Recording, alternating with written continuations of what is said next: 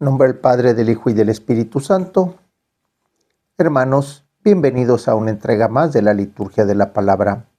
Hoy miércoles 26 de enero del año 2022, miércoles de la tercera semana del tiempo ordinario.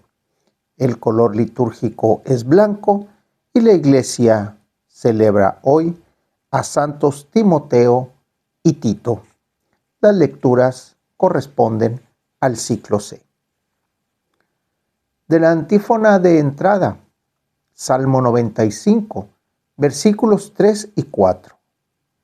Anuncien la gloria del Señor entre las naciones y sus maravillas a todos los pueblos, porque el Señor es grande y muy digno de alabanza.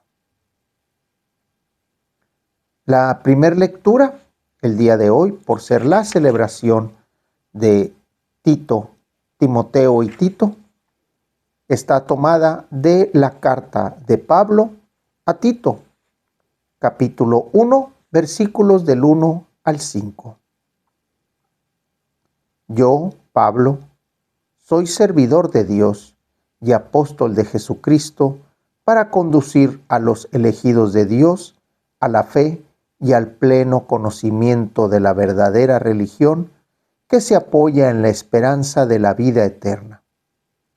Dios, que no miente, había prometido esta vida desde tiempos remotos, y al llegar el momento oportuno, ha cumplido su palabra por medio de la predicación que se me encomendó por mandato de Dios, nuestro Salvador. Querido Tito, mi verdadero hijo en la fe, que compartimos. Te deseo la gracia y la paz de parte de Dios Padre y de Cristo Jesús, nuestro Salvador. El motivo de haberte dejado en Creta fue para que acabaras de organizar lo que faltaba y establecieras presbíteros en cada ciudad, como te lo ordené. Palabra de Dios. Esta es una carta pastoral, así es como se le conoce dentro de los textos del apóstol Pablo o San Pablo. Tito es uno de sus discípulos. Y así como dice la antífona de entrada, anuncien la gloria del Señor entre las naciones y sus maravillas a todos los pueblos. Bien, la misión de Pablo fue precisamente esa. Anunciar al pueblo, a las naciones que estaban fuera de Israel, lejos de Jerusalén, al mundo pagano que se le conocía en ese momento, anunciar las maravillas del Señor. Hay que recordar que el día de ayer hablábamos de la conversión de Saulo, que hoy ya lo estamos escuchando como Pablo. Esa comunicación, esa plática íntima que tuvo con Jesús, después de haber visto la luz, después de estar cegado, después de que Ananías fue y le impuso las manos y le quitó esas como escamas de los ojos para que pudiera nuevamente ver la nueva realidad que él estaba viendo a través de Jesucristo, vemos como ahora en Tito está empezando a ser discípulos en esos lugares remotos de Jerusalén. ¿Dónde lo está dejando? En Creta. Así lo está diciendo. ¿Y cuál es la intención de dejar a Tito ahí? Es la de formar presbíteros y dejarlos en cada ciudad. ¿Quiénes son los presbíteros? El equivalente de los sacerdotes el día de hoy. Aquellos que leían la palabra, aquellos que explicaban la palabra. Eran los formadores, los catequistas, los que iban organizando las comunidades para dar ese evangelio de Jesucristo en ese mundo pagano. Pablo, que aquí lo dice, servidor de Dios y apóstol de Jesucristo, o sea, enviado de Jesucristo, para conducir a los elegidos de Dios a la fe. Esto es algo interesante, conducir a los elegidos de Dios a la fe. Hay que recordar que en el Evangelio de Juan, el mismo Juan nos dice nadie va al Hijo si el Padre no lo envía. Eso significa que primero es el Espíritu de Dios, es el Espíritu de Dios Padre el que toca el corazón para luego ese corazón empezar a buscar a Cristo. Y aquí Pablo es el emisor, es el emisario, es el portavoz del Evangelio de Jesucristo. Es por eso que en este lugar la vida, la comunidad empieza a surgir a través de la labor de Pablo y Tito y Timoteo, que son estos dos personajes que son aleccionados por Pablo, son los que le ayudan a llevar el Evangelio a estas comunidades lejanas de Jerusalén. Del Evangelio tenemos al evangelista Marcos, capítulo 4, versículos del 1 al 20. Está un poco extensa la lectura. En aquel tiempo Jesús se puso a enseñar otra vez junto al lago y se reunió una muchedumbre tan grande que Jesús tuvo que subir en una barca. Ahí se sentó, mientras la gente estaba en tierra junto a la orilla. Les estuvo enseñando muchas cosas con parábolas y les decía: escuchen, salió el sembrador a sembrar. Cuando iba sembrando, unos granos cayeron en la vereda. Vinieron los pájaros y se los comieron. Otros cayeron en terreno pedregoso, donde apenas había tierra. Pero la tierra no era profunda. Las plantas brotaron enseguida, pero cuando salió el sol, se quemaron y por la falta de raíz se secaron. Otros granos cayeron entre espinas. Las espinas crecieron, ahogaron las plantas y no las dejaron madurar. Finalmente, los otros granos cayeron en tierra buena.